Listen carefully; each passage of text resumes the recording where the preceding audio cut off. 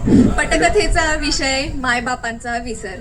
पटकथेचा विषय मायबापांचा विसर ही गोष्ट होती श्रेष्ठत्वाची.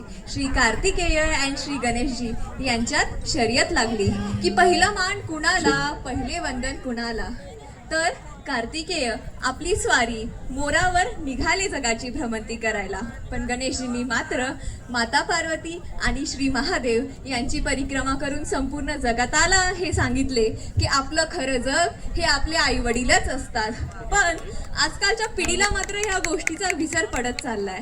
तर घराघरातली कहाणी घेऊन आम्ही आपल्या समोर येत आहोत. हे बघा, हे आमचे ओल्ड एज हाऊस.